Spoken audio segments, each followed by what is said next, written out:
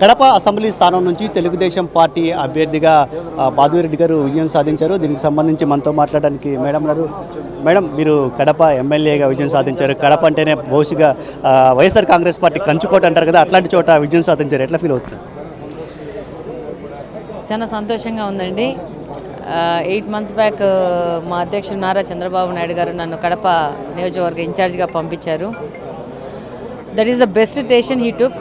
8 నెలలు మాకు టైం ఇచ్చారు పార్టీని కంప్లీట్గా బిల్డ్ చేయడానికి. కడప నియోజకవర్గంలో దాదాపు తెలుగుదేశం పార్టీ నిశ్చేతంగా ఉండడము, దాదాపు 4 సార్ల నుంచి కాంగ్రెస్ 2 సార్లు, వైసీపీ 2 సార్లు గెలవడము, ప్లస్ పులివెందులకి పక్కన ఉండడము, రాజశేఖర రెడ్డి వారి మీద అభిమానం ఉండడము, ఇవన్నీ కారణాలయ్యి తెలుగుదేశం పార్టీకి కడప నియోజకవర్గంలో స్థానం లేదని ప్రతి ఒక్కరూ అనుకునే విధంగా నియోజకవర్గం ఉండింది. కానీ మాకు చంద్రబాబు నాయుడు గారు ఇచ్చిన 8 నెలల కాలాన్ని సద్వినియోగపరుచుకొని కంప్లీట్గా పార్టీని జీరో నుంచి బిల్డ్ చేసుకొని కార్యకర్తను ఉత్సాహం చేసుకొని మేము ఇది సాధించడం చాలా సంతోషంగా ఉంది. కడప జిల్లాలో కూడా ఎన్డీఏ కూటమి అభ్యర్థులు మెజారిటీ స్థానాలు సాధించారు. దీనికి ప్రధాన కారణం అది సీఎం జగన్మోహన్ రెడ్డి సొంత జిల్లాలో కూడా ఎమ్మెల్యేలను గెలిపించుకోలేడానికి కారణం ఏమనుకుంటున్నారు?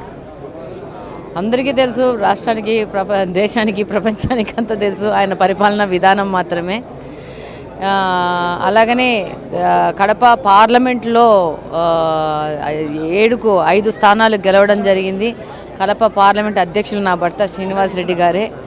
ఆయన హయాంలో 5 స్థానాలు గెలవడం కూడా మాకు ఇంకొక ఆనందదాయకమైన విషయము. అలాగనే ప్రభుత్వ వ్యతిరేకం అనేది నేను క్యాంపెయినింగ్ చేసిన అన్ని రోజులు చెప్తున్నాను, నిశ్శబ్ద విప్లవం వస్తోంది, మహిళలు కంప్లీట్గా ఆయన రిజెక్ట్ చేయడం జరుగుతూ ఉంది అని చెప్పాను. దాన్ని అనుకున్న విధంగానే 5 స్థానాలు కడప పార్లమెంట్లో గెలవడము, అలాగనే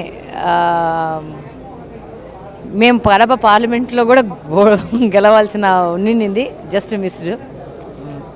ఎందుకు 5 ఎమ్మెల్యే స్థానాలు గెలిచి కూడా ఎంపీ స్థానం కోల్పోవడానికి ఏంటి కారణం అనుకుంటున్నారు? ఏమైనా క్రాస్ ఓటింగ్ చేశారా మీ వాళ్ళు అటువైపుకి? ఏమైనా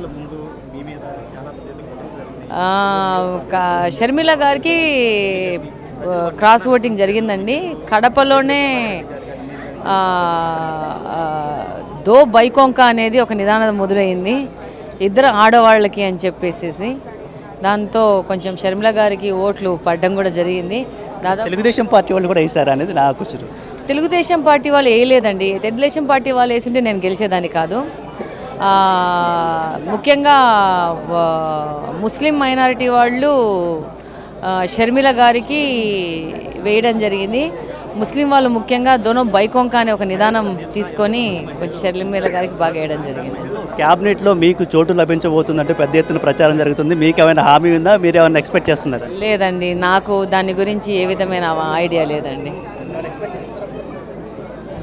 ప్రతి ఒక్కరూ గెలిచిన 164 మందికి క్యాబినెట్ హోదా కావాలని ఉంటుంది, రాకుండా ఎందుకు ఉంటుంది? డెఫినెట్ నాకైతే ఐడియా లేదు.